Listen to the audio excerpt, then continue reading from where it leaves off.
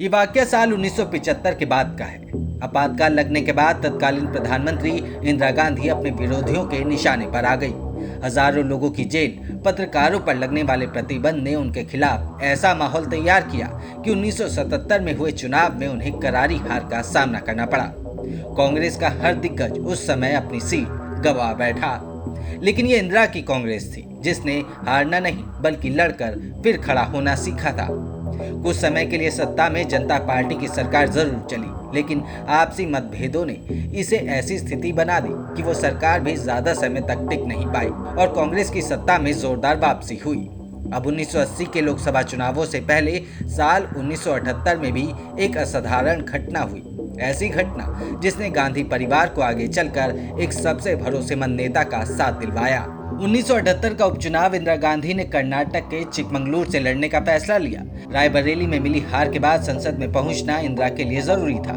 कांग्रेस भी ये बात अच्छी तरह समझ रही थी। ऐसे में इंदिरा गांधी को कर्नाटक की उस सीट से जितवाने के लिए एड़ी चोटी का जोर लगा दिया गया। प्रचार ठीक तरह से हो सके इसलिए देश भर से कांग्रेस के कई कार्यकर्ता चिकमंगलुरु पहुंचे थे। उन कार्यकर्ताओं में एक 27 साल का नौजवान लड़का भी था।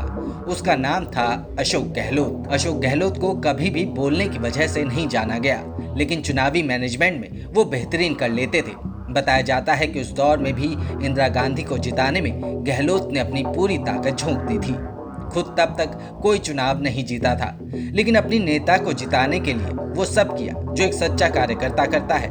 उस समय चुनाव के समय प्रचार के लिए हर कांग्रेस कार्यकर्ता को कुछ रुपए दिए गए थे। गहलोत को भी हाईकमान से पैसे मिले थे।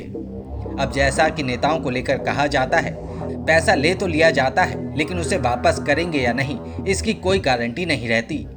अब यही वो पहलू है जहां अशोक गहलोत दूसरे नेताओं से आगे निकले।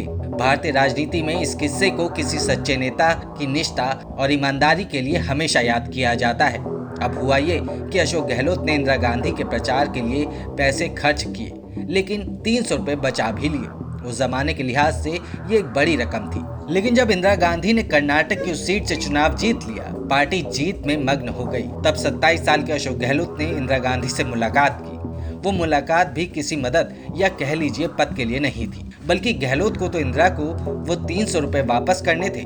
जी हाँ, वही 300 रुपए जो चुनाव प्रचार के समय बच गए थे। इंदिरा गांधी से मिलते ही युवा गहलोत ने कहा कि ये 300 रुपए आपके चुनाव प्रचार में बच गए हैं। अशोक गहलोत से इंदिरा गांधी की वो पहली मुलाकात थी। उस एक मुलाकात ने इंदिरा को बता दिया कि गहलोत से ज्यादा वफादार कोई दूसरा नेता नहीं मिलने वाला। इसी वजह से इसके बाद साल दर साल बीतते रहे, लेकिन गांधी परिवार और कांग्रेस हाईकमान के दिल में गहलोत के लिए बनी जगह कभी खत्म नहीं हुई। कई विवाद हुए, लगा कि गहलोत अपना वर्चस्व गंवा बैठेंगे, लेकिन नहीं। उस एक ईमानदारी ने अशोक गहलोत के करियर को ऐसा सियासी बूस्टर दिया कि अब हर विवाद आते जाते रहते हैं। लेकिन राजस्थान के सीएम की छवि ना गांधी परिवार के लिए कभी बदली और ना ही कांग्रेस हाईकमान का उन पर से भरोसा कम हुआ।